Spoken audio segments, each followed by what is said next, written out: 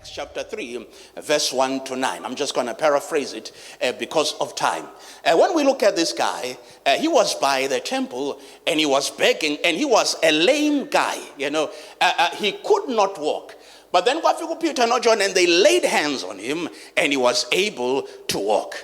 Now I want us now to look at verse 4 no 5. Verse 4 no 5. It says, and fixing his eyes on him, with John and Peter, said, look at us.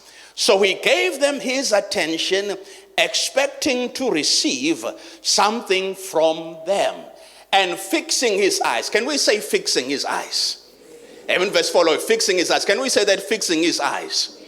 Amen, amen. So now we see here that now Peter is coming now to enter the temple. And this guy is lame by the entrance of the temple. And he's asking for money. And we see there that the guy began to fix his eyes on them.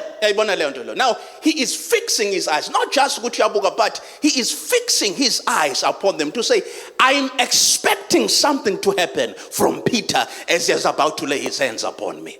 Now, when we talk about the fixing of eyes, sometimes abanye abantu, they look at things in a negative perspective. They don't fix their eyes. They don't fix their eyes. In their lives is negative. You need to be a person who fixes your eyes upon a particular object. You cannot just look at it through the natural eye. When it comes to the spirit, when it comes to the things of God, you need to fix your eyes. Through the natural eyes. Goliath, my parent, David, my parent, no Goliath, through his natural eyes. This guy is taller than me. This guy is bigger than me. This guy is more trained than me. But it needs someone to fix their eyes. So during the course of this year, we need to be a people who fixes our eyes towards the promises of God.